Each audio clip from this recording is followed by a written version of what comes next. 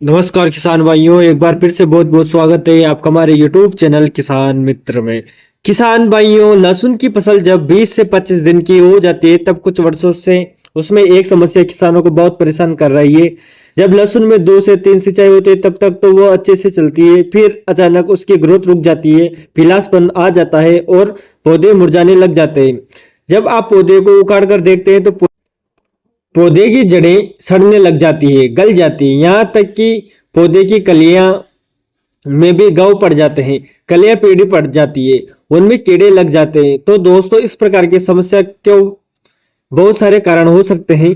तो किसान भाइयों, आज की इस वीडियो में लहसुन के इन्हीं समस्याओं के बारे में हम बात करेंगे। तो किसान भाइयों, आज की ये वीडियो बहुत ही ज्यादा इंपॉर्टेंट होने वाली है, तो वीडियो को लास्ट तक आप जरूर देखिएगा।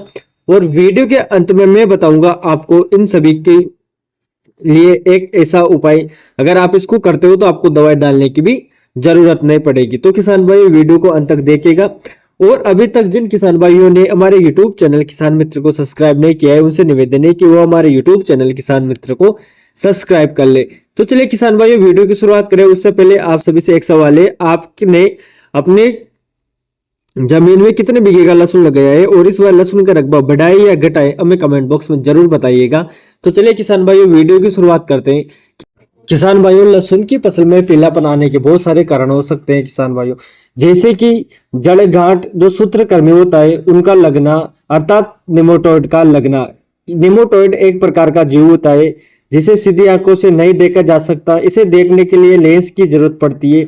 ये एक धागे की तरह दिखता है जो कि पौधे की जड़ों में घुसकर बच्चे दे देता है और उस प्रकार वो पौधे की जड़ों में पिघलकर उन्हें गांठ बना देते हैं, जिससे पौधे में पोषक तत्वों और मिट्टी से पानी खींचने की क्षमता समाप्त हो जाती है और पौधे की जड़ें ब्लॉक हो जाती है और अंततः पौधा मुरझाकर सूख जाता है। दोस्तों, निमोटोइड क्या है या किस प्रकार पौधे में फैलते हैं, और किसान भाइयों, इसके अलावा जड़ों में रूट रॉट फंगस भी लगती है जिससे जड़ें खराब हो जाती है। जब आप पौधे को उखाड़ते हैं तो लगभग जड़ें खत्म हो चुकी रहती है, कलियां पर कप लगने के कारण घाव पड़ने लग जाते हैं और उसमें कीड़े भी लग जाते हैं। तो दोस्तों, इस समस्या से बचने के लिए आपको शुरुआत से ही ध्यान रखना चाहिए, जैसे कि खरीफ की फसल कटने के बाद खेतों में अच्छे से जुताई करना और कुछ समय उन्हें खाली छोड़ देना चाहिए ताकि धूप लगने और उनसे हानिकारक जीवाणु, हानिकारक खप धूप से नष्ट हो सके। और दोस्तों, साथ ही सोयल ट्रीटमेंट अच्छे से हो सके, फिर दोबारा जुताई करें, थोड़े समय धूप लगाना चाहिए और तीसरी जुताई करना चाहिए। इस प्रकार से अच्छा सोयल ट्रीटमेंट हो जाता है जिससे कि आने वाली फसल में लगभग 30% समस्याएं खत्म हो जाते हैं। इस प्रकार खेत की कम से कम आधी तिरछी जुताई तो करना चाहिए। खेत में देसी खाद हमेशा अच्छी सड़ी हुई डालना चाहिए, कच्ची खाद का प्रयोग नहीं करना चाहिए। फसल को समय से लगाना चाहिए, समय से पहले फसल लगाने पर भी वातावरण अनुकूल ना होने के कारण रोग जन्म ले लेते हैं। ट्राइकोडर्मा वीडी, बेवेरिया बेसियाना जैसे जीव मित्र कप का प्रयोग भी आप कर सकते हैं। और दोस्तों, बीज का उपचार करना चाहिए, फसल चक्रों को अपनाना चाहिए, लगातार एक ही फसल एक जगह पर नहीं लगाना चाहिए, उसमें 4 से 6 सालों का अंतराल जरूर रखना चाहिए। सिंचाई आने पर ही सिंचाई करना चाहिए, अत्यधिक गीले में भी रोग जन्म ले लेते हैं।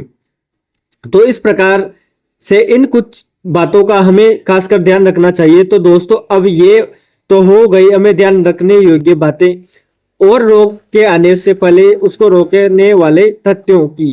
तो बात कर लेते हैं किस प्रकार से हम रोग लगने से पहले या रोग लगने के बाद रासायनिक दवाइयों का या जैविक दवाइयों का प्रयोग कर उसे नियंत्रित करना चाहिए। दोस्तों, यदि फसल में रोग 50% पर से अधिक फैल चुका है, यानी 50% से अधिक अगर फसल खराब हो चुकी है, तो उसे नियंत्रण करना मुमकिन नहीं है। फिर भी आप फसल की जुताई करके उसमें दूसरी फसल लगा दीजिए, यही उसका सही रहेगा। लेकिन दोस्तों, यदि रोग 40% या उससे कम है तो आपको इन रासायनिक दवाइयों का प्रयोग करना चाहिए जिससे उस रोग को नियंत्रण किया जा सके। इसमें आप सबसे पहले बात करते हैं हम वेलम प्राइम जो दवाई आती है बायर कंपनी की। वेलम प्राइम जो दवाई है ये एक निमेटोडसाइड दवाई है। और किसान साथियों, हमें इसका उपयोग लहसुन की फसल में जरूर करना चाहिए। निमेटोड के लिए बहुत ही शानदार दवाई है। इसके अंदर जो टेक्निकल पाया जाता है वो पाया जाता है फ्लूफाइरम 34.4% होता है। और किसान भाइयों इसकी हमें जो डोज रखनी है वो रखनी है 2 ml प्रति लीटर पानी के हिसाब से, या फिर 250 से 300 ml प्रति एकड़ के हिसाब से रखना चाहिए। उसके साथ में दोस्तों आपको या तो थायोफिनाइट मिथाइल 70% WP जो फंगिसाइड आता है उसका, या फिर कार्बनडाजिम मैनकोजेब का, या फिर कॉपर ऑक्सीक्लोराइड को इसके साथ में लेना है।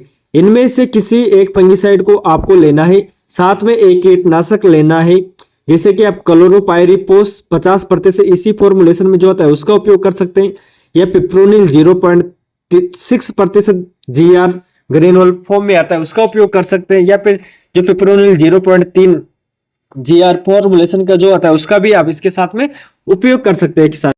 तो किसान साथियों इस वीडियो में मैंने आपको बताया जो जड़ गलन के लिए प्रमुख 3 दवाइयों का आपको उपयोग लेना है। एक तो आपको लेना है वेलम प्राइम जो बायर कंपनी की आती है, उसके साथ में आपको लेना है एक कीटनाशक और एक फंगिसाइड।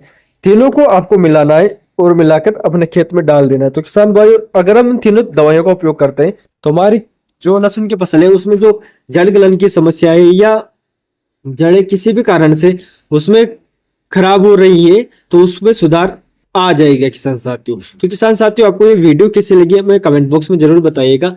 और अभी तक अगर आपने हमारे यूट्यूब चैनल किसान मित्र को अगर सब्सक्राइब नहीं किया है तो आप हमारे यूट्यूब चैनल किसान मित्र को सब्सक्राइब भी कर लीजिएगा। धन्यवाद किसान साथियों।